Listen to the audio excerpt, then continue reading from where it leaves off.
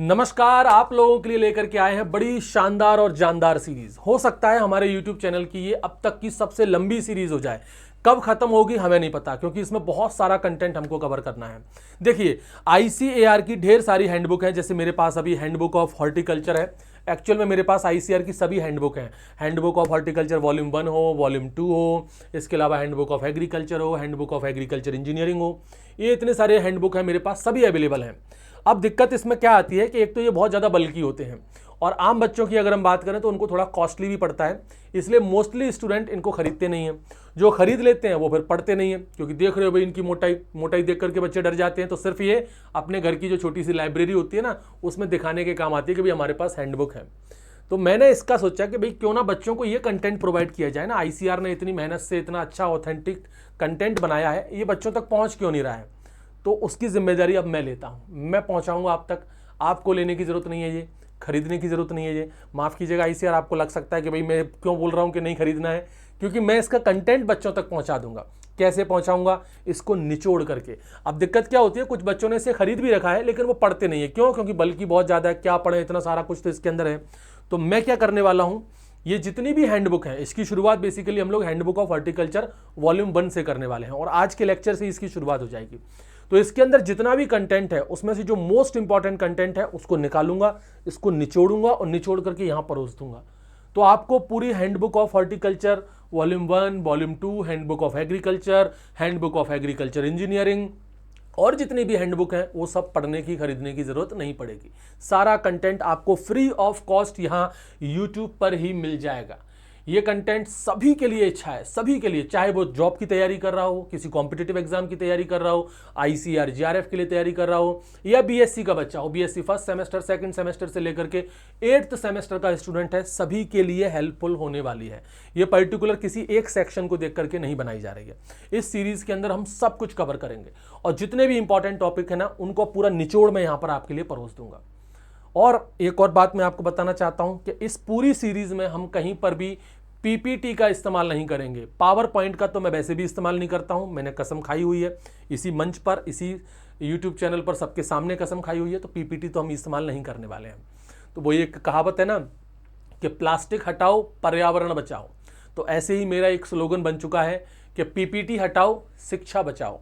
PPT को पूरी तरह से हटाना है। मैं खास करके अपने चैनल पर तो कभी भी PPT का इस्तेमाल नहीं करूंगा। जो कुछ भी आपको पढ़ाया जाएगा वो सब कुछ बोर्ड पर लिखवा करके पढ़ाया जाएगा। एक्चुअल में जो टीचिंग मेथड होता है उस तरीके से आपको पढ़ाया जाएगा। तो इस जो सीरीज हम जो चलाने वाले हैं, इस सीरीज का नाम हमने रखा है निचोड़ सीरीज। तो यहाँ पर जैसे आप देख सकते हो टाइटल भी है, और आपने थंबनेल में भी देख लिया होगा। यहाँ पर हम हैंडबुक ऑफ हॉर्टिकल्चर वॉल्यूम 1 की निचोड़ सीरीज शुरू कर रहे हैं। अब ये हैंडबुक ऑफ हॉर्टिकल्चर वॉल्यूम 1 की सीरीज पता नहीं कितनी लंबी हो जाएगी। फिर वॉल्यूम 2 कवर करेंगे, फिर हैंडबुक ऑफ एग्रीकल्चर, वो तो इससे भी मोटा है, उसको कवर करेंगे। Handbook of agriculture engineering cover करेंगे। तो इसलिए मैंने कहा कि हो सकता है अपने YouTube चैनल की ये सबसे लंबी सीरीज हो। पता नहीं कब खत्म होगी, हमें नहीं पता, लेकिन इसको कंटिन्यू रखेंगे जब तक ये खत्म नहीं हो जाती। तो इसमें आपको बहुत ही ज़्यादा बेनिफिट मिलेगा सभी कॉम्पिटिटिव एग्जाम के लिए। और सबसे अच्छी बात क्या है, डाटा जो है ना वो इसका ऑथेंटिक रहेगा। भाई इससे ज़्यादा ऑथेंटिक डाटा तो कहीं नहीं हो सकता। किसी भी एग्जाम में कोई क्वेश्चन आ जाए, गलत हो जाए, तो इसी का सोर्स हम लोग देते हैं, इसी का रेफरेंस हम लोग देते हैं। तो इससे ज़्यादा ऑथेंटिक डाटा तो कोई हो नहीं सकता। तो जो डाटा आपको यहाँ पर दिया जाएगा वो बिल्कुल ऑथेंटिक होगा, आंख बंद करके उस पर हम विश्वास कर सकते हैं। तो चलिए शुरू करते हैं भाई आज के इस लेक्चर को। आज हम लोग पढ़ने वाले हैं क्या, निचोड़ सीरीज में हॉर्टिकल्चर का जो वॉल्यूम 1 है, हैंडबुक ऑफ हॉर्टिकल्चर का वॉल्यूम 1 है उसको। इसमें से हम लोग बेसिकली शुरुआत करने वाले हैं वेजिटेबल साइंस से, और वेजिटेबल साइंस में हम लोग वेजिटेबल क्रॉप से शुरू करेंगे। उसमें सबसे पहली और मोस्ट इंपॉर्टेंट क्रॉप है, वहां से शुरू करते हैं, और वो है आलू, पोटैटो की शुरुआत करते हैं। देखो, जो मेजर क्रॉप है पहले उनको कवर करेंगे, फिर उसके बाद जो माइनर क्रॉप है उनको कवर करेंगे, और एज इट इज जो डाटा आपको दिया जाएगा वो हैंडबुक ऑफ हॉर्टिकल्चर का ही दिया जाएगा। तो बिल्कुल आंख बंद करके बस पढ़िए, सुनिए, अच्छे से समझिए, ये काम आपको करना है, और टेंशन बिल्कुल भी नहीं लेनी है। अब सारी टेंशन लेने का काम मेरा है। तो चलो भाई देखो, यहाँ पर सबसे पहले बात करते हैं भाई इसके बॉटनिकल नेम की, कि आलू का बॉटनिकल नेम क्या है। देखो, चीज़ों को समझने के लिए बहुत सारी चीज़ें होती हैं, आप घर पर रेगुलर प्रैक्टिस कर सकते हैं। आलू एक ऐसी सब्जी है जो हर घर में पाई जाती है। हो सकता है आप में से अभी कोई खाना खा रहा हो वो आलू की सब्जी खा रहा हो, या आलू की सब्जी बन रही हो, या शाम को बनेगी, या कल खाई होगी। आलू हमारे जीवन में बड़ा कॉमन है। कुछ लोग तो आलू जैसे ही हो जाते हैं, मैं भी हो रहा हूँ आलू जैसा। मुझसे भी कुछ लोग कह देते हैं कि भाई थोड़ा कम कर, क्या हो रहा है, आलू बनना चाहता है क्या? तो आलू हमारे जीवन में बहुत इंपॉर्टेंट है। तो आलू की जब भी कभी बात होती है ना, तो उसको आलू मत कहो ना, उसको उसके बॉटनिकल नेम से पुकारो। उसका बॉटनिकल नेम है सोलेनम ट्यूबरोसम। क्या है? Solanum tuberosum. बॉटनिकल नेम से पुकारो उसको। कभी भी सब्जी मंडी में जाते हो, किसी भी ठेले वाले के पास जाते हो, आलू दिख जाए तो आलू मत कहो, सोलेनम ट्यूबरोसम कहो। जितनी भी सब्जियां हैं, फ्रूट्स हैं, वेजिटेबल्स हैं, सबको उनके बॉटनिकल नेम से पुकारो। बॉटनिकल नेम आपको वैसे ही याद हो जाएंगे। और थोड़ा बहुत और डिस्कस कर लो, भाई आलू है, आलू से बात करने लग जाओ। अच्छे आलू, अच्छा आज तो तुम्हारी फैमिली कौन सी बेटा? तो खुद ही बोल दो, अच्छा तुम सोलेनेसी फैमिली के हो। ऐसे पढ़ना शुरू कर दो। तो भाई इसकी फैमिली क्या है? सोलेनेसी है, सोलेनेसी है। ठीक है, कंटेंट जितना भी रहेगा वो सब आपको इसी तरीके से रहेगा। सारा कंटेंट बोर्ड पर लिखवा करके ही किया जाएगा। कोई पीपीटी का इस्तेमाल हम लोग नहीं करने वाले हैं। और फिर बच्चे की मर्जी है, जिन बच्चों को पीपीटी से पढ़ना पसंद है वो पढ़ सकते हैं। मैं किसी बच्चे से जिद नहीं करूंगा, लेकिन मेरा जो मानना है वो यही है कि भाई बात वही है ना कि भाई आपके सामने और पीपीटी के सामने कोई एक व्यक्ति खड़ा हुआ है, वो आपको पीपीटी पढ़ पढ़ के सुना रहा है और आप सुन रहे हो। ये काम तो आप खुद भी कर सकते हो। इसके लिए अपना कीमती समय और कीमती इंटरनेट क्यों बर्बाद करना कि कोई व्यक्ति आपको खड़े होकर के पीपीटी सुना रहा है और आप उसका सुन रहे हो। अगर आपके हिसाब से ये टीचिंग है और आप ऐसा ही पढ़ना चाहते हो तो फिर आपकी मर्जी, आप पढ़िए।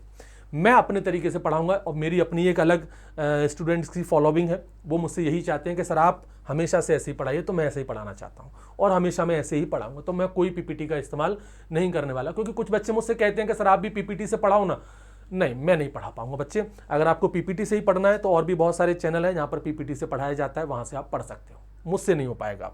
तो ऑरिजिन की बात करते हैं भाई यहाँ पर कि आलू का ऑरिजिन क्या है। तो आलू के ऑरिजिन में आप चाहे तो पेरू लिख सकते हो, चाहे तो साउथ अमेरिका लिख सकते हो। दोनों शब्द का आप इस्तेमाल कर सकते हो। साउथ अमेरिका भी है और पेरू भी है। ठीक है, ये दोनों इस्तेमाल रखिएगा। कॉम्पिटिटिव एग्जाम के लिए भी बहुत ज़रूरी है और आपके बीएससी एग्जाम वगैरह में जब भी कभी पैकेज ऑफ प्रैक्टिसेस पूछे जाते हैं तो उसमें भी बहुत काम आते हैं ये सारी चीज़ें। क्रोमोसोम नंबर की बात की जाए कि जो आलू हम लोग खाते हैं बेसिकली यही सोलेनम ट्यूबरोसम। तो ये सोलेनम ट्यूबरोसम में क्रोमोसोम नंबर कितने पाए जाते हैं? पहले तो बता दूं कि भाई ये सोलेनम ट्यूबरोसम है वो एक टेट्राप्लॉइड है। कैसा है? ऑटो टेट्राप्लॉइड है। इसमें क्रोमोसोम होते हैं 4x = 48। कितने क्रोमोसोम पाए जाते हैं? 48 क्रोमोसोम पाए जाते हैं। और ब्रैकेट में भी आप लिख सकते हैं कि ये एक ऑटो टेट्राप्लॉइड है। अच्छा, एक और बात मैं आपको बता दूं, जैसे बीएससी वाले बच्चे हैं, कभी उनके सेमेस्टर एग्जाम में क्वेश्चन पूछ लेते हैं कि भाई पैकेज ऑफ प्रैक्टिसेस लिखिए आलू का।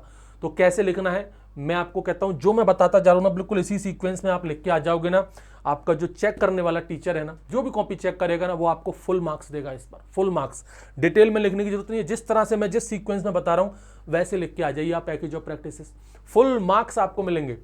तो बिल्कुल ये आप लोगों के लिए बहुत जरूरी है। बीएससी वाले बच्चों के लिए तो है ही, कॉम्पिटिटिव वाले बच्चों के लिए भी बहुत जरूरी है। ठीक, तो ये तो भाई इसके जनरल इंट्रोडक्शन की बात करते हैं। अब बात करते हैं हम लोग एरिया और प्रोडक्शन। अब देखो एरिया और प्रोडक्शन की बात जब भी आएगी ना, तो ये बेसिकली अपडेटेड रहेगा। अब आपके पास जो भी हैंडबुक ऑफ हॉर्टिकल्चर होगी, किस सेशन की होगी, किस ईयर की होगी, मैं नहीं जानता, लेकिन उसमें आपको कुछ अलग डाटा मिलेगा। मैं आपको यहाँ पर कुछ अलग बताऊंगा। तो आप सोचोगे सर ये तो मैच ही नहीं कर रहा है हैंडबुक ऑफ हॉर्टिकल्चर से। तो ये डाटा जो है वो अपडेट होते रहते हैं साल दर साल, कहीं कोई आगे हो जाता है, कोई पीछे हो जाता है, तो उस हिसाब से है। जैसे यहाँ पर हम बात करें तो चाइना जो है वो अभी नंबर 1 पर है आलू के उत्पादन में, और साथ साथ में एरिया में भी। तो एरिया एंड प्रोडक्शन, एरिया और प्रोडक्शन दोनों में चाइना जो है वो नंबर 1 पर आता है, और इंडिया जो है वो 2nd नंबर पर है। इंडिया 2nd नंबर पर है एरिया और प्रोडक्शन के अंदर। वहीं इंडिया के अंदर अगर हम बात करें तो सबसे ज्यादा उत्पादन आलू का उत्तर प्रदेश करता है, UP. UP is a major state या major potato producing state, major potato producing state. सबसे ज्यादा उत्पादन, आलू उत्पादन करने वाला जो राज्य है भारत के अंदर वो है उत्तर प्रदेश। ठीक, अब बात करते हैं हम लोग क्लाइमेट की और सॉइल की। बिल्कुल इसी सीक्वेंस में आप लोग भी याद रखिएगा। बहुत अच्छा पैकेज ऑफ प्रैक्टिसेस आप बीएससी वाले बच्चे अपने लिख सकते हैं, और इसी सीक्वेंस में जो कॉम्पिटिटिव एग्जाम वाले बच्चे हैं वो भी याद रखें, वैसे अपने नोट्स बनाएं, तो वहां से भी आप उसको अच्छे से कर सकते हो। और एक और बात बता दूं, ये जितना भी आपको पढ़ाया जाएगा इन सब के पीडीएफ आपको टेलीग्राम ग्रुप पर मिल जाएंगे। तो टेलीग्राम ग्रुप ज्वाइन कर लीजिएगा, डिस्क्रिप्शन में आपको टेलीग्राम की लिंक मिल जाएगी। ज़्यादा से ज़्यादा बच्चे टेलीग्राम पर जुड़ जाइए, अपने इस यूट्यूब चैनल से जुड़िए। डेली अब एक लेक्चर इस निचोड़ सीरीज का आने वाला है, डेली एक लेक्चर आएगा। ठीक है, बात करते हैं हम लोग क्लाइमेट की और सॉइल की। तो बेसिकली जो क्लाइमेट और सॉइल है यहाँ पर, सबसे पहले क्लाइमेट की बात करें, आलू की खेती ज्यादातर केसेस में हम लोग ठंडे देश में करते हैं, मतलब ठंडी जगहों पर करते हैं। कूल रीजन जो है वो ज्यादा अच्छा माना जाता है। उसके पीछे कुछ कारण है, वो मैं आपको बताने वाला हूं अभी, कि largely grown in the cooler area या कूलर रीजन्स। कूलर रीजन से मतलब है यहाँ पर ठंडी जगह हो। ठंडी जगह से मतलब है कि ICAR ने जो डाटा दिया उसने कहा है कि भाई नाइट का जो टेम्परेचर है वो 18 डिग्री सेल्सियस से ज़्यादा नहीं होना चाहिए, not more than 18 degree Celsius. रात का तापमान 18 डिग्री सेल्सियस से ज़्यादा नहीं जाना चाहिए। वो बेसिकली जो ठंडे एरियाज हैं, जो कूल रीजन्स हैं, वहाँ पर आप आलू की खेती कर सकते हो। लार्जली ऐसे ही एरिया में की जाती है।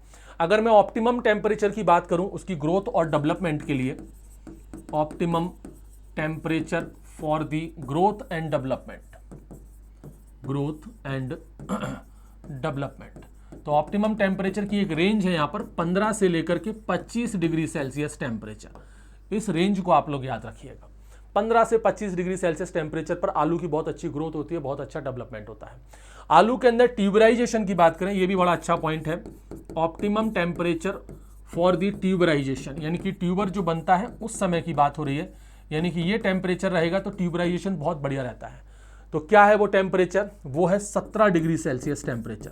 17 डिग्री सेल्सियस टेम्परेचर सबसे बढ़िया टेम्परेचर माना जाता है ट्यूबराइजेशन के लिए। कहते हैं कि भाई अगर टेम्परेचर 18 डिग्री, कहते क्या है, ये हैंडबुक ऑफ ICAR में दिया हुआ है, हैंडबुक ऑफ हॉर्टिकल्चर में मेंशन है ये बात, कि अगर 18 डिग्री सेल्सियस से क्रॉस कर जाए, टेम्परेचर 17 है, अगर 18 को क्रॉस कर गया तो वहां पर ट्यूबराइजेशन जो है वो बेकार हो जाता है। मतलब ट्यूबर जो है वो अच्छे नहीं बनते, उसकी ग्रोथ अच्छी नहीं होती और अल्टीमेटली आलू की जो उपज है वो कम हो जाती है। तो ये लिख लीजिए, अच्छा पॉइंट है, should not cross the 18 degree Celsius temperature. अगर 18 डिग्री सेल्सियस से ज़्यादा चला गया तो फिर वहाँ पर प्रॉफिटेबल कल्टीवेशन नहीं होगा। इसी वजह से तो हम कहते हैं कि भाई जो अपने ट्रॉपिकल रीजन है भारत के अंदर, जितने भी ट्रॉपिक्स एरिया हैं, यहाँ पर गर्मियाँ बहुत ज़्यादा पड़ती हैं, वो आलू की खेती के लिए सूटेबल नहीं रहते। Not suitable for the profitable, आलू की खेती तो हो जाती है लेकिन प्रॉफिटेबल कल्टीवेशन अगर आपको चाहते हो तो वो आप ट्रॉपिकल रीजन में मत कीजिए, क्योंकि भाई जहाँ पर गर्मियाँ पड़ती हैं तो वहाँ पर भाई 18 डिग्री सेल्सियस से ज़्यादा टेम्परेचर नॉर्मल सी बात है, रात को टेम्परेचर 18 डिग्री सेल्सियस से ऊपर निकल ही जाएगा, तो वहाँ पर फिर ऑब्वियस सी बात है ट्यूबराइजेशन रिड्यूस होगा, ग्रोथ जो है उसकी वो कम होगी। इसलिए ज़्यादातर केसेस में आप कभी भी देखोगे, अगर हम प्लेन एरियाज़ की बात करते हैं, जैसे मैं मध्य प्रदेश में रहता हूँ, मैं प्लेन एरिया में हूँ, उत्तर प्रदेश हो गया, महाराष्ट्र हो गया, ये सब प्लेन एरियाज़ में आते हैं। तो प्लेन एरियाज़ में बेसिकली आलू की खेती विंटर क्रॉप के तौर पर की जाती है। Potato crops grown as a winter crop in plain areas. तो प्लेन एरियाज में हम लोग विंटर क्रॉप के तौर पर इसको ग्रो करते हैं, जबकि हिली एरियाज में समर क्रॉप के तौर पर ग्रो किया जाता है। While summer crop in the hilly areas, हिली रीजन्स, पहाड़ी क्षेत्रों में सर्दियां बहुत पड़ती हैं तो वहां पर हम लोग हिली रीजन्स में इसको कल्टीवेट करते हैं एज अ समर क्रॉप, और प्लेन एरियाज में इसको ग्रो किया जाता है एज अ विंटर क्रॉप। मिट्टी की बात करते हैं तो मिट्टी देख लीजिए भाई, यहाँ पर मिट्टी किस तरह की होनी चाहिए। तो यहाँ पर मैं आपको एक ट्रिक और बता देता हूँ, वैसे तो बुक में भी दिया हुआ है। एक ट्रिक और ये है कि किसी भी तरह की ऐसी कोई भी खेती जिसका इकोनॉमिक प्रोडक्ट मिट्टी के नीचे होता है, जैसे आलू का इकोनॉमिक प्रोडक्ट क्या है, ट्यूबर मिट्टी के नीचे है। मूंगफली में मूंगफली की जो पॉड फलियाँ होती हैं वो मिट्टी के नीचे होती हैं। ऐसे और भी तमाम जो फसलें हैं जिनका इकोनॉमिक प्रोडक्ट मिट्टी के नीचे होता है, वहाँ पर मिट्टी का विशेष ध्यान रखा जाता है, क्योंकि मिट्टी अगर ठीक नहीं हुई तो आपका इकोनॉमिक प्रोडक्ट ही बेकार हो जाएगा। ऐसी कंडीशन में कभी भी हमको हैवी सॉइल या क्ले सॉइल का इस्तेमाल नहीं करना चाहिए, क्योंकि हैवी सॉइल या क्ले सॉइल रहेगी तो जो आपका इकोनॉमिक प्रोडक्ट मिट्टी के अंदर है वो कभी ठीक से ग्रो ही नहीं कर पाएगा। अब आप सोचिए, क्ले सॉइल है, हैवी सॉइल है, कितनी ज़्यादा सख्त होती है, और उसको आपको पता है कि भाई पानी सूखने पर वो क्रैक्स पड़ जाते हैं, उसमें पानी आने पर वो सॉइल कर जाती है। ऐसी मिट्टी के अंदर, इतनी सख्त मिट्टी के अंदर, हैवी सॉइल के अंदर आपका जो ट्यूबर है, आलू है, वो कैसे अपने साइज को ग्रो करेगा, कैसे उसमें अच्छी सी ग्रोथ हो पाएगी। या मूंगफली की बात करें तो मूंगफली में उसमें हार्वेस्टिंग करने में बड़ी समस्या आती है, उसके साइज में भी ग्रोथ होने में दिक्कत आती है। इसलिए हमेशा ज़्यादातर केसेस में सैंडी सॉइल बहुत अच्छी मानी जाती है ऐसी सभी फसलों के लिए जिनके इकोनॉमिक प्रोडक्ट मिट्टी के नीचे हो। तो यहाँ पर भी वही है, यहाँ पर भी हम बात करेंगे well drained Sandy soil. Well drained Sandy soil जो है वो सबसे बढ़िया मिट्टी मानी जाती है आलू की खेती के लिए। पीएच की बात की जाए तो यहाँ पर पीएच भी याद रखिएगा, कॉम्पिटिटिव एग्जाम के लिए बहुत इंपॉर्टेंट है। 5.5 से लेकर के 7.5 5 तक का इसका pH पाया जाता है। यानी कि एसिडिक सॉइल में तो ये ठीक ठाक ग्रो कर जाती है, 7.5 से ज़्यादा pH नहीं होना चाहिए। हाँ, एल्कलाइन सॉइल जो है वो इसके लिए अच्छी नहीं मानी जाती। तो यहाँ नोट में आप इस पॉइंट को लिख सकते हो कि आपको किस तरह की मिट्टी अवॉइड करनी है। Avoid the heavy soil, heavy soil या कहें अपन क्ले सॉइल जो है वो हमको अवॉइड करनी है। इसके अलावा जो एल्कलाइन सॉइल है वो भी हमको अवॉइड करनी है। तो एल्कलाइन सॉइल को अवॉइड कीजिए, हैवी क्ले सॉइल को भी आप यहाँ पर अवॉइड कीजिए। आप यहाँ पर स्लाइटली एसिडिक सॉइल का इस्तेमाल कर सकते हैं। वेल ड्रेन्ड सैंडी सॉइल तो बहुत बढ़िया मानी जाती है। अब बात करते हैं हम लोग आलू की वेराइटीज़ की। अब वैरायटी के नाम पर तो भाई तमाम वैरायटी हैं, इसी हैंडबुक ऑफ हॉर्टिकल्चर में तमाम वैरायटी दे रखी हैं, लेकिन कुछ चुनिंदा वैरायटी, जैसे मैंने कहा ना ये निचोड़ सीरीज है, यहाँ पर आपको सब कुछ थोड़ी ना कॉपी पेस्ट करके यहाँ पर परोस दूंगा, जो उसमें से मोस्ट इंपॉर्टेंट है वो निकाल करके मैं आपको देने वाला हूँ। तो इसको हम ना 3 बेसिस में क्लासीफाई करेंगे, बेसिकली उनके मैच्योरिटी पीरियड के बेसिस पर। एक अर्ली वैरायटी हो गई, एक मीडियम वैरायटी हो गई और एक लेट वैरायटी हो गई। सबसे पहले हम बात करें यहाँ पर अर्ली वैरायटी की।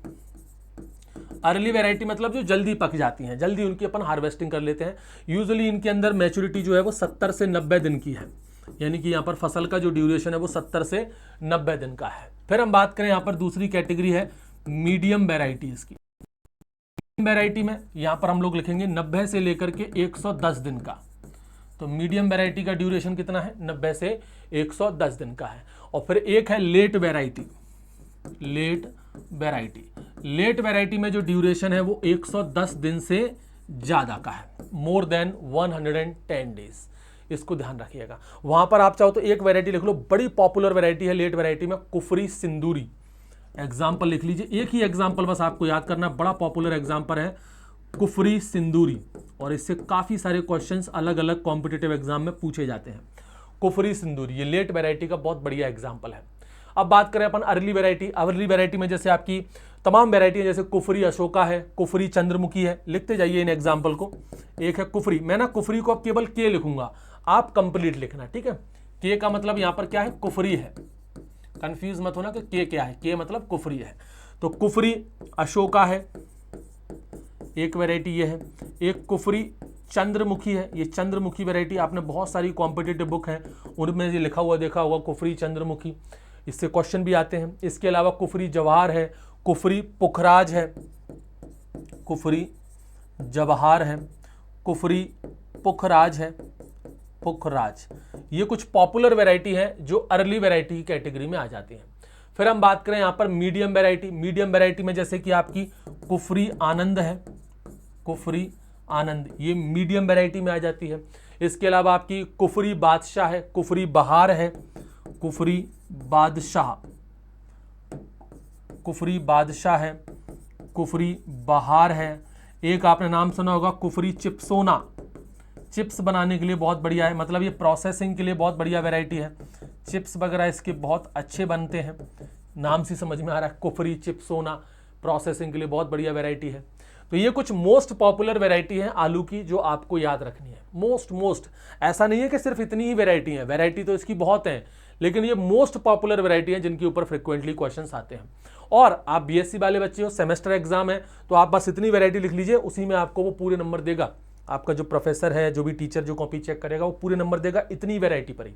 इसी तरीके से लिखिएगा, लेकिन मीडियम वैरायटी कौन सी है, मीडियम लेट वैरायटी कौन सी है और अर्ली कौन सी है। अब बात करते हैं हम लोग यहाँ प्रोपागेशन की। प्रोपागेशन पे आइए, चलिए। आलू के अंदर भाई प्रोपागेशन मेनली कैसे होता है, वेजिटेटिव होता है। हालांकि अब तो आलू के अंदर ट्रू पोटैटो सीड भी बनने लगे हैं, उसके बारे में अभी बात बताएंगे आपको, लेकिन मेनली प्रोपागेशन जो है वो वेजिटेटिव मेथड से होता है, यानी कि हम किसी वेजिटेटिव पार्ट का इसमें इस्तेमाल करते हैं। कौन सा है वो वेजिटेटिव पार्ट, वो है उसका ट्यूबर, यानी कि जो आलू हम लोग खा रहे हैं ना, जो ट्यूबर ही हम लोग खाते हैं, एडिबल पार्ट क्या है इसका, ट्यूबर ही है। तो उसी ट्यूबर से हमें इसकी खेती करनी है। तो यहाँ पर जो ट्यूबर होते हैं ना, उसमें ढेर सारी आंखें होती हैं। हमारे पिताजी लेकर के आते हुए कहते हैं लाल आंख वाले आलू लेकर के आना, लाल आंख के आलू। तो वो पता नहीं क्या है, उनको बड़ा अच्छा लगता है, टेस्ट है, तो लाल आंख के आलू, मतलब उसमें ढेर सारी आईज होती हैं। आपने अगर कभी ट्यूबर देखा हो, हर एक ट्यूबर में कई सारी आईज होती हैं, मैनी आईज, बिल्कुल आंखों जैसे स्ट्रक्चर होते हैं। और हर एक आई में फिर कई सारी बर्ड्स होती हैं, कम से कम 3 से लेकर के 4 बर्ड उसके अंदर पाई जाती हैं। ये जो बर्ड होती है ना, इन्हीं बर्ड में फिर स्प्राउटिंग होती है। अपन कहते हैं ना आलू में स्प्राउटिंग आ गई, आलू रखे रखे वो पीक गए, उसमें से पौधा सा निकल आया एक, वो बेसिकली स्प्राउटिंग, वो बेसिकली इन्हीं बर्ड से होता है। 3 से लेकर के 4 5 बर्ड तक भी देखने को मिलते हैं। एक काम करो 5 ही लिख लो, ICR में जो हैंडबुक है उसमें भी 5 ही दिया है, तो अपन तो उसी के अकॉर्डिंग चलने वाले हैं भाई, सीरीज का नाम ही वही है, उससे हटके तो चल नहीं सकते हम। तो 3 से लेकर के 5 बर्ड इसमें पाई जाती हैं जो बाद में जाकर के स्प्राउट्स बनाती हैं। एक्चुअल में ये जो सीड ट्यूबर होता है ना, ट्यूबर जो रहते हैं इनको अपन सीड ट्यूबर भी कह सकते हैं। आलू की खेती में सबसे बड़ा खर्चा इन्हीं का है, सीड ट्यूबर का ही है। जितना भी जो हैंडबुक ऑफ हॉर्टिकल्चर उसके अकॉर्डिंग जो डाटा मेंशन है वो कहते हैं कि भाई जितना भी कॉस्ट ऑफ कल्टीवेशन हम कर रहे हैं, आलू की खेती में जितना भी खर्चा हो रहा है उसका 40 से 50% खर्चा जो है वो खाली इसी का है, सीड ट्यूबर का है। Account about 40 to 50% of the cost of cultivation. सोच लीजिए भाई, यानी जितना भी खर्चा हमारा आलू की खेती करने में होता है उसका आधे से ज्यादा खर्चा, यानी आधा ही हो गया, मतलब 40 से 50% आधा ही खर्चा हो गया, वो कॉस्ट ऑफ कल्टीवेशन में केवल इसी का चला जाता है, सीड ट्यूबर का। अब बात करते हैं कि भाई यहाँ पर ये जो ट्यूबर है इनके साइज की बात करें, सीड साइज, ध्यान रखिएगा सीड साइज से मतलब सीड में समझना, अभी अपन ट्यूबर की ही बात कर रहे हैं, तो सीड साइज की बात करें और साथ साथ में जो सीड रेट है उसकी बात करें, स्पेसिंग की बात करें, स्पेसिंग की बात करते हैं। चलो देखो ये भी बड़े इंपॉर्टेंट डाटा है और इनको भी आप as it is package of practice में अपने सेमेस्टर एग्जाम में लिख सकते हो, बिल्कुल ऐसे ही लिख सकते हो। इसमें जो सबसे अच्छे, देखो वैसे तो आलू जो है वो 3 साइज में आपको मिलेंगे ट्यूबर, स्मॉल साइज के भी मिलते हैं, मीडियम साइज के भी मिलते हैं और लार्ज साइज के भी मिलते हैं। जो सबसे बढ़िया माने जाते हैं वो मीडियम साइज के माने जाते हैं। मीडियम साइज के ट्यूबर जो होते हैं वो सबसे बढ़िया माने जाते हैं। क्या साइज है, जैसे 25 से लेकर के 50 mm डायमीटर की हो, 25 से 50 mm डायमीटर, ये मीडियम साइज माना गया है उनका। 25 से लेकर के 50 mm डायमीटर वाले जो आलू होते हैं, ट्यूबर होते हैं, वो मीडियम साइज वाले माने जाते हैं। या फिर वेट की बात करें तो 25 से लेकर के 75 ग्राम, वेट के हिसाब से बात करें तो 25 से लेकर के 75 ग्राम जो वेट होता है ट्यूबर का, वो मीडियम साइज के माने जाते हैं। ये सबसे बढ़िया माने जाते हैं मीडियम साइज के। इसी में से अगर मैं आइडियल साइज निकालूं, एक बढ़िया साइज क्या रहता है खेती करने के लिए, ideal size of the seed tuber, तो सीड ट्यूबर का वो आइडियल साइज लिख लीजिए, ये बड़ा पॉपुलर है, बड़ा इंपॉर्टेंट है, इससे भी काफ़ी क्वेश्चन बनते हैं। कि आइडियल साइज क्या है, वो है 45 से 40 mm, अगर डायमीटर में पूछना है तो ये 40 से 45 mm डायमीटर, यानी उसका जो डायमीटर में साइज होगा वो 40 से 40 से लेकर के 35 से लेकर के 40, ऐसा लिखिए आप, 35 से लेकर के 40 mm, और ग्राम में अगर बात की जाए तो 45 से लेकर के 50 ग्राम, या फिर 45 से लेकर के 50 ग्राम, ये वेट में हो जाएगा। इस तरह के डाटा आपको याद रखने हैं। और स्पेसिंग की बात की जाए तो स्पेसिंग भी बेसिकली अपन मीडियम साइज वाले ट्यूबर की ही देखें, तो स्पेसिंग लिख लीजिए इसमें। स्पेसिंग ये भी स्पेशली किसके लिए है, जो मीडियम साइज के ट्यूबर है उन्हीं के लिए है। हालांकि स्पेसिंग कम होती है और ज़्यादा होती है अगर ट्यूबर का साइज कम और ज़्यादा होता है। स्मॉल साइज की ट्यूबर है तो उनके लिए स्पेसिंग अलग है, लार्ज साइज की ट्यूबर है तो उनके लिए स्पेसिंग अलग है। मीडियम साइज के जो ट्यूबर है उसके लिए स्पेसिंग होती है 60 सेंटीमीटर इंटू 20 सेंटीमीटर। ये है इसकी मोस्ट पॉपुलर स्पेसिंग। आलू के लिए स्पेसिंग कितनी रखी जाती है, 60 centimetre into 20 centimetre. Plant population की बात करें, प्लांट पॉपुलेशन या पॉपुलेशन डेंसिटी जो भी आप लिखना चाहो लिख सकते हो, तो वो है 83,000 plants per hectare, 83,000 plants per hectare. ये भाई प्लांट पॉपुलेशन है। तो ये तो ट्यूबर वगैरह हो गए, उसके साइज वगैरह हो गए, स्पेसिंग बात कर ली हमने।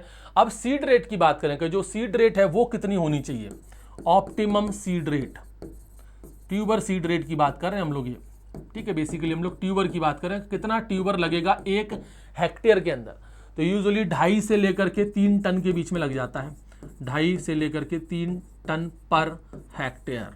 इंपॉर्टेंट लगाइए इस पर भी, ये भी बहुत इंपॉर्टेंट डाटा है, इससे भी काफ़ी क्वेश्चन बन जाते हैं, पूछे जाते हैं कि ऑप्टिमम सीड रेट कितना होता है, वो 2.5 से लेकर के 3 टन पर हेक्टेयर तक रहता है, ठीक। अब इसके अंदर तमाम तरह की चीज़ें हैं, जैसे कि एक सीड प्लॉट टेक्निक, ये नाम आप लोगों ने सुना होगा, सीड प्लॉट टेक्निक। क्या होती है भाई ये सीड प्लॉट टेक्निक, इसको समझने की कोशिश करो। और हैंडबुक ऑफ हॉर्टिकल्चर में किस तरह से इसको एक्सप्लेन किया गया, क्या डाटा दिया गया है। सीड प्लॉट टेक्निक देखो, बेसिकली जो इसके सीड प्रोडक्शन होते हैं ना वो अपने नॉर्थ प्लेन एरिया में ठीक से नहीं हो पाते, क्योंकि अपने यहाँ पर क्वालिटी सीड प्रोडक्शन इसका नहीं बना पाते हम लोग। क्वालिटी सीड से मतलब है जो ट्यूबर है वो अच्छा नहीं बनता, क्योंकि यहाँ पर वायरल डिसीजेस बहुत ज़्यादा हैं, तो वायरल डिसीज की वजह से एक हेल्दी ट्यूबर यहाँ पर ठीक से प्रोड्यूस नहीं हो पाता। तो यहाँ पर सीड प्लॉट टेक्निक का हम इस्तेमाल कर सकते हैं। तो बेसिकली सीड प्लॉट टेक्निक, एक क्वेश्चन तो यही पूछते हैं कि सीड प्लॉट टेक्निक बेसिकली क्यों डेवलप की गई है या किस काम में आती है। तो सीड प्लॉट टेक्निक का जो काम है, वो यूज है, वो यही है, production of healthy tuber seed. इसका मेन पर्पस क्या है? इसका मेन पर्पस है production of healthy tuber seed, production of healthy tuber seed. हमको हेल्दी ट्यूबर सीड चाहिए। हेल्दी ट्यूबर सीड से मतलब है डिसीज फ्री चाहिए, उसमें किसी तरह की कोई बीमारी नहीं होनी चाहिए, ये हमको चाहिए। डिसीज फ्री भी कौन सी? बेसिकली वायरल डिसीज, जो वायरल डिसीज होती है ना, वो उसके अंदर नहीं होनी चाहिए। तो वायरल डिसीज फ्री हमको यहाँ पर हेल्दी ट्यूबर सीड चाहिए। वो हम सीड प्लॉट टेक्निक से पता कर सकते हैं, पता नहीं मतलब ऑब्टेन कर सकते हैं।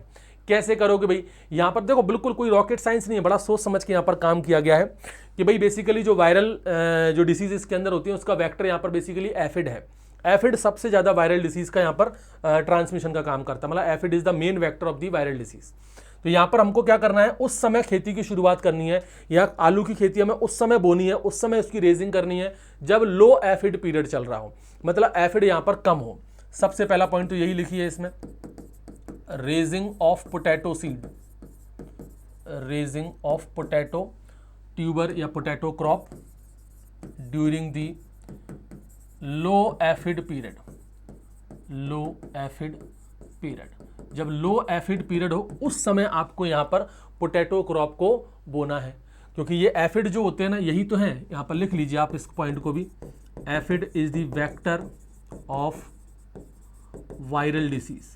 जो वायरल डिसीज हैं उनका वेक्टर यहाँ पर कौन है? एफिड है। तो अगर एफिड होगा तो वायरल डिसीज फैलेंगी, वायरल डिसीज फैलेंगी तो जो ट्यूबर बनेगा वो अच्छा नहीं होगा, क्वालिटी का नहीं होगा, हेल्दी का नहीं होगा। इसके अलावा फिर आप यहाँ पर भाई, अब एफिड कम है, देखो एफिड पूरी तरह से एब्सेंट होंगे ये तो नहीं कर सकते अपन, ठीक है, कम एफिड होंगे, उस समय आप यहाँ पर आलू की खेती शुरू कीजिए।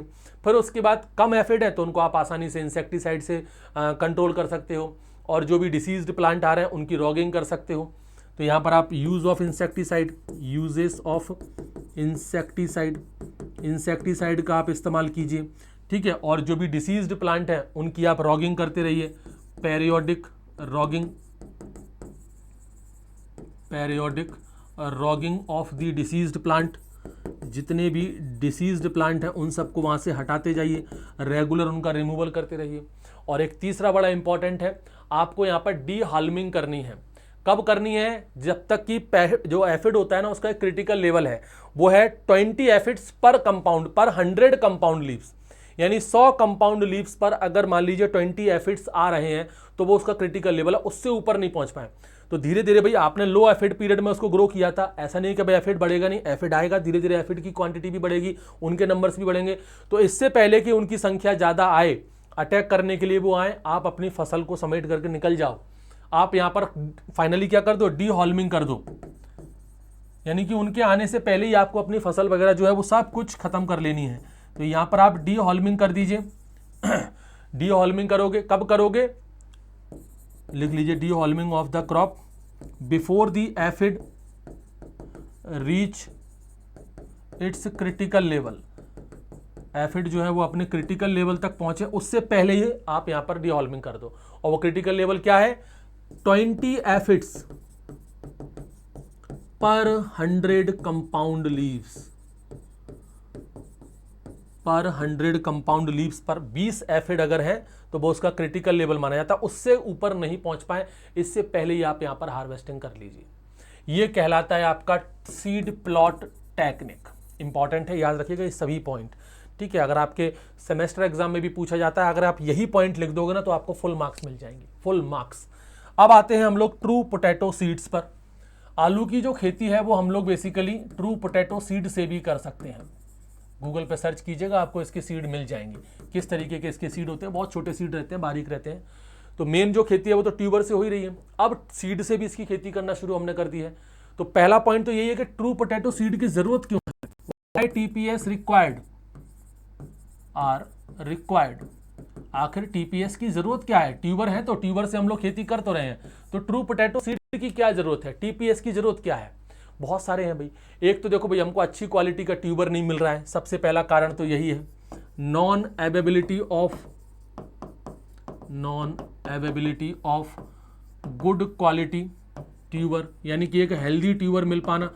उसके अंदर भाई बाहर से तो बढ़िया लग रहा है, लेकिन वायरल डिसीज उसके अंदर हो सकती है, बिल्कुल हो सकती है। सबसे बड़ी समस्या यही है कि एक हेल्दी गुड क्वालिटी का ट्यूबर नहीं मिल पा रहा है। तो सीड जो है उसका हम इस्तेमाल कर सकते हैं। सीड के अंदर कभी भी वायरस इन्फेस्टेशन नहीं होता, इस बात को ध्यान रखना। वायरस एक पीढ़ी से दूसरी पीढ़ी में वेजिटेटिव प्रोपागेशन से जा सकता है, लेकिन सेक्सुअल रिप्रोडक्शन से वायरस कभी भी ट्रांसफर नहीं होता। इस पॉइंट को समझिएगा, ये मैं अपनी तरफ से बता रहा हूँ, ऐसा हैंडबुक में नहीं दिया है, ये मेरे कंसेप्ट है। क्या होता है, जैसे कि कोई प्लांट है, इस प्लांट में मान लीजिए हमने ये ट्यूबर हो गए, इस ट्यूबर का हम इस्तेमाल कर रहे हैं प्रोपागेशन में, तो वायरस इसको इन्फेक्ट कर सकता है, बिल्कुल। यहाँ पर वायरस इन्फेस्टेशन हो सकता है, बिल्कुल हो सकता है। इसका मतलब इसकी स्टेम में भी हो सकता है, इसकी लीफ में भी हो सकता है, हर जगह वायरस हो सकता है। अगर आप इसकी किसी भी वेजिटेटिव पार्ट का इस्तेमाल करते हैं प्रोपागेशन के लिए, जैसे ट्यूबर का इस्तेमाल हमने किया प्रोपागेशन के लिए, अब इससे जो नया प्लांट बनेगा उस नए प्लांट के अंदर भी वायरस आ जाएगा, क्योंकि हमने जो ट्यूबर इस्तेमाल किया था वही वायरस इन्फेस्टेड था। लेकिन अगर यही प्लांट जो है उसमें फ्लावरिंग आती है, उस फ्लावर में फिर सेक्सुअल रिप्रोडक्शन होता है, और सेक्सुअल रिप्रोडक्शन के बाद वहां पर सीड बनता है। अब ये जो सीड बनेगा, अब ध्यान से सुनिएगा, भले ही ये प्लांट वायरस इन्फेस्टेड हो, इस पूरे प्लांट में वायरस का इन्फेक्शन हो गया हो, लेकिन ये जो सीड बनता है ना, ये सीड हमेशा वायरस फ्री होता है, इस बात को ध्यान रखना। वायरस कभी भी सेक्सुअल रिप्रोडक्शन के थ्रू ट्रांसफर नहीं करता है। तो सीड जो अपन को मिलेगा वो कैसा रहेगा? वायरस फ्री रहेगा। तो एक सबसे अच्छा पॉइंट ये है कि जब भी आपको वायरस फ्री चाहिए तो आप ट्रू पोटैटो सीड का इस्तेमाल कर सकते हो। दूसरा, जैसे मैंने बताया कि अभी आईसीआर नहीं कहा है अपने हैंडबुक में कि भाई 40 से 50% जो कॉस्ट ऑफ कल्टीवेशन है वो ट्यूबर का चला जाता है, तो सीड कॉस्ट जो है वो बहुत ज़्यादा है, हाई ट्यूबर सीड कॉस्ट। तो सीड कॉस्ट जो है, ट्यूबर सीड कॉस्ट है वो बहुत ज़्यादा है, टीपीएस में आसानी से कम में काम हो जाता है। दूसरा, लॉन्ग ट्रांसपोर्टेशन में बहुत ज़्यादा समस्या आती है। सोचो आपको 2.5 से 3 कुंटल, एक हेक्टर के लिए आपको 2.5 से 3 कुंटल ट्यूबर चाहिए, तो वो 2.5 से 3 कुंटल उसको लाने ले जाने में आपके पसीने छूट जाएंगे, कितना खर्चा आएगा। तो लॉन्ग ट्रांसपोर्टेशन में बहुत समस्या आएगी, ट्रांसपोर्टेशन में दिक्कत आएगी, problem for the long transportation, इसका ट्रांसपोर्टेशन बहुत ज़्यादा कॉस्टली पड़ जाएगा। वहीं ट्रू पोटैटो सीड क्या है, इतना सा पोटैटो सीड रहता है, उसको जेब में रख के चल दो कहीं, कोई दिक्कत नहीं है, ठीक है। इसके अलावा और क्या लिखना चाहो? वायरस इन्फेस्टेशन आप लिख सकते हो, वायरस इन्फेस्टेशन, कि भाई जो ट्रू पोटैटो सीड जो होते हैं उनमें वायरस इन्फेस्टेशन नहीं होता। ये सारी जो समस्याएं मैं आपको बता रहा हूँ ना, ये ट्यूबर के लिए बता रहा हूँ कि ट्यूबर में ये समस्याएं रहती हैं, ये उसकी मेन प्रॉब्लम है ट्यूबर के अंदर, इसीलिए हम लोगों को ट्रू पोटैटो सीड की तरफ जाना चाहिए। तो ट्रू पोटैटो सीड जो होते हैं वो पैथोजन फ्री होते हैं, और स्टोरेज करने में, ट्रू पोटैटो सीड को स्टोरेज करने में कोई दिक्कत नहीं है। इनको स्टोरेज करने में यहाँ पर प्रॉब्लम आएगी, स्टोरेज में problem in the storage, storage करने में इनमें समस्या आती है, ये बड़ी दिक्कत है। तो ये जो टीपीएस जो है ना, ट्रू पोटैटो सीड, इसका जो कंसेप्ट है वो एस रामानुजन ने दिया था, ये लिख लीजिए, इसका जो कंसेप्ट है वो किसने दिया था? Concept by the S Ramanujan, S Ramanujan. ये एस रामानुजन वो रामानुजन नहीं है वो मैथमेटिक्स वाले, वो मत समझ लेना। ये बेसिकली सीपीआरआई के फाउंडर हैं। सीपीआरआई पता है, central potato research institute, Shimla Kufri में है, वो उसके फाउंडर हैं ये एस रामानुजन। तो उन्होंने ये कंसेप्ट दिया था, टीपीएस का कंसेप्ट, याद रखिएगा। तो इस टीपीएस में अगर हम बात करें, चलो टीपीएस का अपन इस्तेमाल कर रहे हैं, तो सीड रेट कितनी रखी जाए वो भी लिख लीजिए यहाँ, seed rate of the TPS. तो ये जो सीड रेट है वो टीपीएस की सीड रेट है, तो इसके अकॉर्डिंग कितनी अभी 100 से लेकर के 120 ग्राम है। वैसे कॉम्पिटिटिव बुक में जाओगे तो यहाँ पर 100 से 200 ग्राम तक दी हुई है, लेकिन हैंडबुक ऑफ हॉर्टिकल्चर में 100 से लेकर के 120 ग्राम तक टीपीएस की सीड रेट दी हुई है। फिर हम बात करते हैं यहाँ पर एनपीके, एनपीके डायरेक्ट एनपीके लिखते हैं, कितना नाइट्रोजन, कितना फॉस्फोरस और कितना पोटेशियम। नाइट्रोजन यहाँ पर चाहिए 120 से लेकर के 150 किलो, 120 से लेकर के 150 किलो, तो हमको यहाँ पर नाइट्रोजन चाहिए। फॉस्फोरस, ये फॉस्फोरस चाहिए हमको 50 से लेकर के 100 केजी पर हेक्टेयर, इतना हमको फॉस्फोरस चाहिए। पोटेशियम, पोटेशियम हमको चाहिए 150 से लेकर के 190 किलो प्रति हेक्टेयर, इतना हमको पोटेशियम चाहिए। फिर हम बात करते हैं इसमें इंटर कल्चर की, इंटर कल्चर, ये बड़ा पॉपुलर है भाई इंटर कल्चर। इंटर कल्चर में इसमें एक बड़ी इंपॉर्टेंट प्रोसेस होती है जिसको हम कहते हैं अर्थिंग अप। अर्थिंग अप ये बड़ी इंपॉर्टेंट भाई, अर्थिंग अप। एक्चुअल में क्या होता है, जब हम आलू की खेती कर रहे होते हैं तो आलू कई बार एक्सपोज होकर के बाहर आ जाते हैं, और जब आलू बाहर दिखने लगते हैं ना, कई बार आपने फील्ड में देखा होगा कि आलू बाहर दिख रहे हैं, जब आलू बाहर दिख रहे हैं तो डायरेक्ट सनलाइट उन पर पड़ती है, और डायरेक्ट सनलाइट पड़ने की वजह से उसके अंदर सोलेनिन डेवलप हो जाता है। वो हरे रंग के आलू आपने देखे होंगे, आलू में थोड़ा सा जो है वो ग्रीन कलर आ जाता है और वो बेकार होता है, कड़वा रहता है, सोलेनिन कंपोनेंट उसमें डेवलप हो जाता है। तो उससे बचाने के लिए उसको मिट्टी से ढकना है, और मिट्टी से ढकने की प्रोसेस को क्या कहते हैं, अर्थिंग अप कहते हैं। तो अर्थिंग अप बेसिकली हम कब करते हैं, जब आलू का पौधा 8 से 10 सेंटीमीटर टॉल हो जाए। व्हेन पोटैटो प्लांट्स जो है वो 8 से 10 सेंटीमीटर टॉल हो जाए, तब आप अर्थिंग अप यहां पर कर सकते हो। तो ये तो हमने इसकी बात करती कि भाई हाइट के हिसाब से। अगर दिन के हिसाब से बात करें तो 25 से 30 दिन प्लेन रीजन में, 25 से 30 दिन बाद डे आफ्टर सोइंग इन प्लेन रीजन, प्लेन रीजन्स में 25 से 30 दिन बाद आपको अर्थिंग अप करनी है, और हिली रीजन्स है तो 6 से 8 हफ्ते बाद, और 6 to 8 weeks after sowing in hilly regions. हिली रीजन्स में 6 से 8 हफ्ते बाद हमको अर्थिंग अप यहां पर करनी रहती है। ठीक, अब बात करते हैं हम लोग फिजियोलॉजिकल डिसऑर्डर। फिजियोलॉजिकल डिसऑर्डर ये है बड़े इंपॉर्टेंट, ढेर सारे इसके अंदर फिजियोलॉजिकल डिसऑर्डर हैं आलू के अंदर, वो हमको देखने हैं। जैसे कि एक होता है इसमें इंटरनल ब्राउन स्पॉट, एक है इंटरनल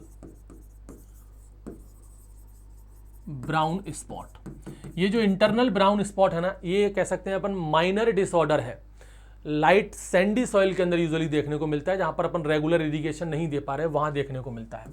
तो ये एक माइनर डिसऑर्डर है, माइनर डिसऑर्डर है। यूजुअली आपको सभी प्रकार की मिट्टी में नहीं मिलेगा, ये देखने को मिलता है लाइट सैंडी सॉइल में, लाइट सैंडी सॉइल के अंदर हमको देखने को मिलता है, जहां पर इरिगेशन फ्रिक्वेंट हम नहीं दे पाते हैं। इरिगेशन इज नॉट फ्रिक्वेंट, यानी कि रेगुलर बेसिस पर जहां हम इरिगेशन नहीं दे पा रहे हैं, वहां पर बेसिकली ये इंटरनल ब्राउन स्पॉट नाम की बीमारी हो जाती है। दूसरा देखो भाई, बड़ा पॉपुलर नाम आप लोगों ने भी सुना होगा, ब्लैक हार्ट। ब्लैक हार्ट है, ब्लैक हार्ट बेसिकली ऑक्सीजन की कमी से और हाई टेम्परेचर की वजह से होता है। ऑक्सीजन की कमी, ऑक्सीजन डेफिशिएंसी की वजह से होता है, और हाई टेम्परेचर की वजह से होता है। हाई टेम्परेचर में बेसिकली 30 डिग्री सेल्सियस से ऊपर निकल जाए, 35 से ऊपर निकल जाए, वो भी स्टोरेज के टाइम पर 35 से लेकर के 40 डिग्री सेल्सियस टेम्परेचर अगर अपन स्टोरेज पर करते हैं, यानी आपने आलू कहीं स्टोर कर दी और टेम्परेचर वहाँ 35 से 40 डिग्री सेल्सियस है और ऑक्सीजन की कमी है, तो ब्लैक हार्ट डिसीज वहाँ पर आ जाएगी। ये फिजियोलॉजिकल डिसऑर्डर है।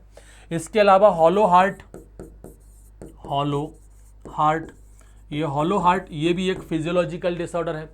ये बेसिकली क्लोजर स्पेसिंग और बहुत ज़्यादा फर्टिलाइजर यूज़ करने की वजह से होता है।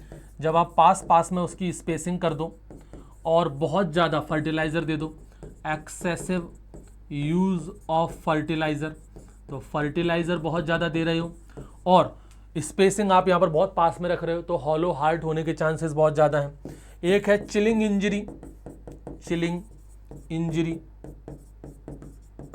चिलिंग इंजरी नाम से समझ में आ रहा है ठंड बहुत ज़्यादा पड़ेगी। कहने का मतलब चिलिंग इंजरी बेसिकली स्टोरेज के दौरान होती है। जब लो टेम्परेचर स्टोरेज आप करते हो लंबे समय तक, लो टेम्परेचर स्टोरेज, और वो लो टेम्परेचर स्टोरेज रहता है, सॉरी स्टोरेज वो रहता है at about 0 degree Celsius temperature. तो 0 डिग्री सेल्सियस टेम्परेचर पर आप इसकी स्टोरेज करते हो तो वहाँ पर चिलिंग इंजरी होने के चांसेस बन जाते हैं। अब बात करें यहाँ पर हम लोग डिसीज और पेस्ट की। Disease and paste, disease and paste, देखो मोस्ट इंपॉर्टेंट इसके अंदर डिसीज हैं, बहुत सारे इसके अंदर पेस्ट है, लेकिन जो मोस्ट पॉपुलर है भाई, निचोड़ सीरीज का मतलब यही है कि मैं आपको उसमें से इंपॉर्टेंट निकाल करके दिखाऊं। सबसे पहला है भाई late blight, late blight of potato. आलू में अगर कोई बीमारियां वगैरह पड़ता है और उसने लेट ब्लाइट नहीं पड़ी तो फिर उसने आलू क्या पढ़ा, कुछ नहीं पढ़ा उसने। Late blight of potato causal organism याद जरूर रखिएगा, यह फाइटोप्थोरा इन्फेस्टन। ये किससे होती है, इसका कॉजल ऑर्गेनिज्म है फाइटोप्थोरा इन्फेस्टेंस, बड़ा खतरनाक है भाई ये फाइटोप्थोरा इन्फेस्टेंस। अगर आपको याद हो आयरिश फेमाइन, आयरलैंड फेमाइन जो 1845 में आया था, इन 1845 आयरिश फेमाइन के नाम से ज़्यादा पॉपुलर है। अकाल जो पड़ गया था आयरलैंड के अंदर, जिसको आयरलैंड फेमाइन भी हम कहते हैं, फेमाइन ऑफ आयरलैंड भी कहते हैं, वो बेसिकली इसी बीमारी की वजह से तो आया था। क्वेश्चन भी पूछते हैं कि आयरलैंड फेमाइन या आयरिश फेमाइन के लिए कौन सी बीमारी रेस्पॉन्सिबल थी आलू के अंदर, तो वहाँ पर लेट ब्लाइट ऑफ पोटैटो इसी वजह से था। फिर आ जाओ दूसरी एक बीमारी है early blight. Early blight, early blight जो है आलू का इसलिए होता है, कॉजल ऑर्गेनिज्म होता है Alternaria solani, Alternaria solani, Alternaria solani, ये हो गया अर्ली ब्लाइट। फिर आ जाओ भाई अपना black scarf, black scarf. Black scarf नाम की जो बीमारी है ये होती है आपकी बैक्टीरिया है Rhizoctonia solani, Rhizoctonia solani, Rhizoctonia solani, ये बीमारी से होती है। इसके अलावा एक वार्ट डिसीज बड़ी पॉपुलर बीमारी है इसमें, वार्ट डिसीज जो होती है सिनकाइट्रियम एंडोबायोटिकम, सिनकाइट्रियम एंडोबायोटिकम, सिनकाइट्रियम एंडोबायोटिकम से होती है वार्ट डिसीज। इसके अलावा एक स्कैब नाम की बीमारी होती है इसमें, स्कैब आलू के अंदर होती है स्कैब नाम की बीमारी। ये जो स्कैब नाम की बीमारी है ये एल्कलाइन कंडीशन में ज़्यादा होती है, इसलिए तो आलू में एल्कलाइन सॉइल में नहीं करनी चाहिए खेती। ये भी बैक्टीरिया से होती है, स्ट्रेप्टोमाइसिस स्कैबिस से, स्ट्रेप्टोमाइसिस, स्ट्रेप्टोमाइसिस स्कैबिस से ये बीमारी होती है, स्कैब नाम की बीमारी। वायरस की अगर हम बात करें तो पोटैटो लीफ रोल नाम की बीमारी है, पोटैटो लीफ रोल। अब ये होती है वायरस से। अच्छा यहाँ पर ना जब भी वायरस का नाम आता है तो दिक्कत नहीं होती, क्योंकि वायरस तो क्या है, पोटैटो लीफ रोल है तो पोटैटो लीफ रोल वायरस का नाम रख दिया, कोई समस्या नहीं। लेकिन दिक्कत फिर वहाँ पर वेक्टर को लेकर के आ जाती है। एक चीज़ आसान है तो उसकी फिर दूसरी चीज़ मुश्किल है, वेक्टर फिर याद करना पड़ता है। और यहाँ पर वेक्टर होता है एफिड, मेजस पर्सिकी। एफिड का बॉटनिकल नेम क्या है, मेजस पर्सिकी। ये scientific name botanical name plant का होता है। तो एफिड में साइंटिफिक नेम क्या है, मेजस पर्सिकी, ये याद रखिएगा। इसके अलावा भैया और तमाम तरह की बीमारियां, पिंक डॉट नाम की एक बीमारी इसके अंदर होती है, फाइटोप्थोरा एराइथ्रोसेप्टिका नाम से होती है। एक बैक्टीरियल सॉफ्ट रॉट होता है, इंपॉर्टेंट है वही लिखो आप तो बस, bacterial soft rot, bacterial soft rot, ये होती है इरविनिया कैरेटोबोरा से, इरविनिया कैरेटोबोरा। ये हो गई भाई इसकी कुछ मोस्ट पॉपुलर बीमारी, याद रखिएगा।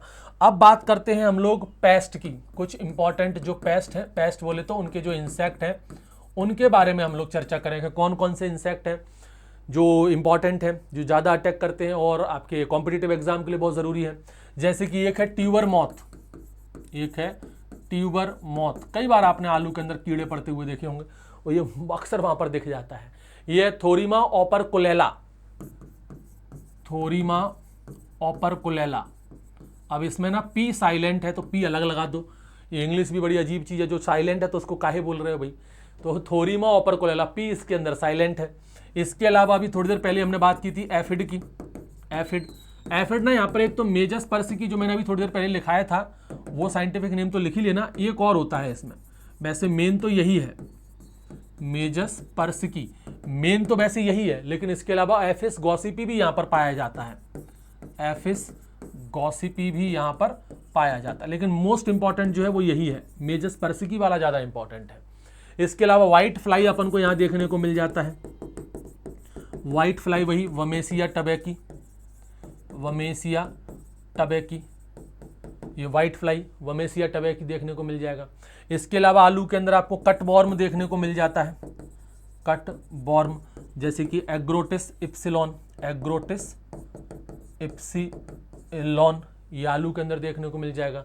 एक सिगेटम भी होता है, सिगेटम, दो है इसमें, एग्रोटिस सिगेटम, SEGATUM, तो एग्रोटिस इप्सिलॉन है और एग्रोटिस सिगेटम है, ये दो चीज़ें आपको इसमें देखने को मिल जाती हैं।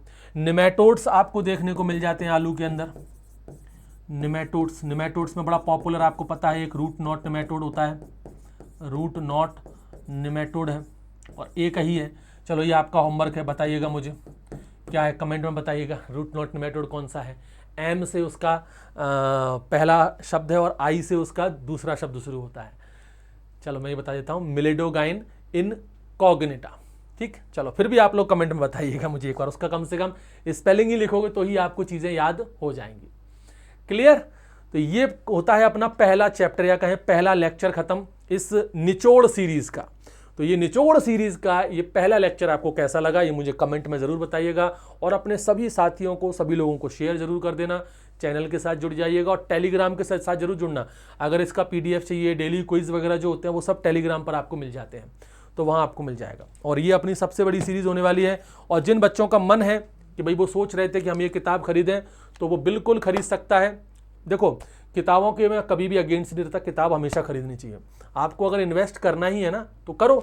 मैंने ऐसे ऐसे बहुत सारे विद्वान देखे हैं जो कहते हैं कि अगर आप साल का अगर 1 लाख रुपए कमा रहे हो, हालांकि ज़्यादा हो जाएगा, अगर आप साल का 100 रुपये कमा रहे हो और आप पढ़ने के शौकीन हो तो 100 में से 50 रुपये आप किताबों पर खर्च कीजिए। किताबें बहुत अच्छी चीज़ है, किताबें खरीदनी चाहिए। लेकिन अब हर तरह के लोगों की कंडीशंस होती हैं, हालात होते हैं, भाई इतनी महंगी किताबें नहीं खरीद पाते हैं, तो बहुत से बच्चे फ़ोटो कॉपी करा लेते हैं, तमाम चीज़ें होती हैं। तो टेंशन मत लो, कोशिश करो किताबें खरीदने की। अगर नहीं खरीद पा रहे हो तो फिर अपन हैंडबुक को यहाँ पर कवर करा ही रहे हैं, यहाँ से अपना पूरा कवर हो जाएगा। लेकिन जो लोग खरीद सकते हैं वो खरीदिए। ICR ने इतनी मेहनत करके इतनी बढ़िया बढ़िया किताबें बनाई हैं, तो इन किताबों को खरीदिए। बहुत अच्छी किताबें हैं ये, जिसमें आपका इंटरेस्ट हो वो तो आप खरीद सकते ही हैं। तो किताबों को अपने ऐड टू कार्ट तक मत रखिए, उनको बाय भी कीजिए। किताबें खरीदा करो, किताबें बहुत अच्छी सबसे बड़ा टीचर आपका किताबें ही हैं। इवन मैं खुद किताबों से ही तो पढ़ता हूँ। मैं आपको ये सारी ज्ञान की बातें कहाँ से बता रहा हूँ, कैसे बता रहा हूँ, मुझे सपने में आके थोड़ी ना पता चला था, या जब मैं पैदा हुआ था तो पिछले जन्म से लेके थोड़ी आया था। ये सब मैंने किताबों से ही सीखा है। जितनी ज़्यादा किताबें पढ़ोगे उतना ही आपके लिए बेनिफिशियल रहेगा, आपके लिए एडवांटेजेस रहेगा। तो किताबें पढ़ो, किताबें पढ़ने की आदत डालो और अपने नोट्स ज़रूर बनाओ। यहाँ से ये लेक्चर जो आप पढ़ते हो यहीं से अपने नोट्स बना लो, बहुत फ़ायदेमंद होते हैं। कंपाइलेशन बहुत ज़रूरी है। ये नहीं कहता किसी और के मत पढ़ो, सबके पढ़ो, इसके नोट्स भी, उसके नोट्स भी, इस किताब को भी, उस किताब को भी, 10 जगह से पढ़ो, लेकिन उन 10 जगह से नोट्स एक ही जगह कंपाइल कर लो। अब सोचो आपने 10 जगह से साल भर पढ़ा है, एग्जाम आ गया, अब एग्जाम में आपको रिवीजन करना है, तो वो 10 किताबों को एक साथ लेकर के रिवीजन करना पड़ेगा। आप सबसे ज़्यादा परेशान वही हो जाओगे। और अगर आपने साल भर में उनके नोट्स बनाए होंगे तो एग्जाम टाइम पर रिवीजन करने में बिल्कुल दिक्कत नहीं आएगी। आपको क्या करना रहेगा, बस फिर तो अपने नोट्स उठाओ, उन 10 किताबों से पढ़ने की जरूरत नहीं है, उसके नोट्स तो हमने कंपाइलेशन कर ही लिया है, अपने नोट्स लो और उसी से रिवीजन करो। इसलिए नोट्स बहुत ज़रूरी होते हैं, बहुत ज़रूरी होते हैं। जिन लोगों के मन में ये चीज़ रहती है ना कि नोट्स क्यों बनाएं, नोट्स बनाना तो समय की बर्बादी है, प्रभु ये जिस किसी ने भी आपको सिखाया है बहुत गलत सिखाया है। नोट्स बनाना कभी भी समय की बर्बादी नहीं होती। नोट्स बनाना आपकी पढ़ाई का ही एक हिस्सा है। और एक सबसे बड़ा कारण ये भी है कि मैं बोर्ड पर लिखवा करके इसलिए पढ़ाता हूँ क्योंकि जब तक मैं खुद नहीं लिखूंगा मैं बच्चों से कैसे कहूँ कि आप भी लिखो। लिखने की जो प्रैक्टिस है उसे ख़त्म मत करो। आजकल लोग लिखने भूलते जा रहे हैं, सब प्रिंटेड नोट्स। अभी देखो, जिसको नोट्स बेचने हैं वो तो वही कभी नहीं कहेगा ना कि नोट्स बनाओ। अगर वो खुद ही कहेगा कि नोट्स बनाओ तो फिर उसके नोट्स कौन खरीदेगा। तो जिन लोगों को बेचना है वो तो भाई कहेंगे कि भाई खरीदो, और जो नोट्स होते हैं बनाना वो समय की बर्बादी होती है। इस तरह का ज्ञान सभी लोग देते हैं, लेकिन सच ये है कि नोट्स बनाना समय की बर्बादी नहीं होती। नोट्स बनाना सबसे इंपॉर्टेंट चीज़ है एक स्टूडेंट के लिए, उसको नोट्स बनाने ही चाहिए। और उन सभी टीचर से भी मैं यही कहूँगा जो लोग इस तरह का भ्रम, इस तरह की बातें अपने बच्चों से करते हैं कि नोट्स बनाना समय की बर्बादी होती है, मत बनाओ, ये प्रिंटेड मटेरियल है, इसको खरीद लो, उसको खरीद लो। इस तरह की सीख बच्चों को मत दीजिए। बच्चों को सिखाइए, उनसे कहिए कि नोट्स बनाएं। बिल्कुल, मैं ये भी नहीं कहता कि नोट्स आप अपने मत बेचिए, अपने नोट्स बेचिए, अपनी किताबों को बेचिए, सब कुछ कीजिए, ज़रूरी है। लेकिन बेचने के बाद भी ये कह दीजिए उनसे कि इन हमारे नोट्स से भी अपने नोट्स ज़रूर बना लें, पर नोट्स ज़रूर बनाओ। ठीक है, ये मैं यही सब बच्चों से यही कहना चाहूँगा, नोट्स ज़रूर बनाइए, बहुत ज़रूरी होते हैं नोट्स बनाना। तो मिलते हैं फिर, और ये लेक्चर्स जो हैं वो आपको डेली बेसिस पर मिलते रहेंगे।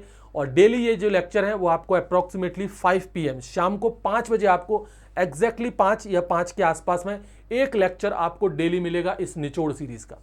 और ये निचोड़ सीरीज़ जो है अब वो पता नहीं कब ख़त्म होगी, हमें नहीं पता। आज हमने शुरू तो कर दिया है, अब इसको ख़त्म भी हम ही करके रहेंगे, लेकिन कब ख़त्म होगी वो समय नहीं बता सकते क्योंकि बहुत लंबा होने वाला है भाई। एक दिन में तो ख़त्म हो नहीं जाएगी, ना 2 दिन में, ना 1 महीने में, बहुत लंबी जाएगी ये। तो आप लोग सभी लोग चैनल से जुड़ जाइएगा, अपने फ्रेंड सर्कल में सभी को शेयर कर दीजिएगा, और टेलीग्राम ग्रुप जरूर ज्वाइन कर लीजिएगा। और अपने पेड कोर्स से रिलेटेड कुछ इन्फॉर्मेशन चाहिए तो उसकी लिंक भी आपको डिस्क्रिप्शन में मिल जाएगी। हमारा जो ऐप है कृषि परीक्षा एग्जाम प्रिपरेशन ऐप, उसको डाउनलोड कर लेना। वहाँ पर आपको अलग अलग पेड कोर्सेज मिल जाएंगे। पेड कोर्सेज से रिलेटेड कुछ जानकारी चाहिए तो मुझे आप कॉन्टैक्ट भी कर सकते हो व्हाट्सअप नंबर पर। चलिए तो मिलते हैं फिर अगले लेक्चर में। जय हिंद।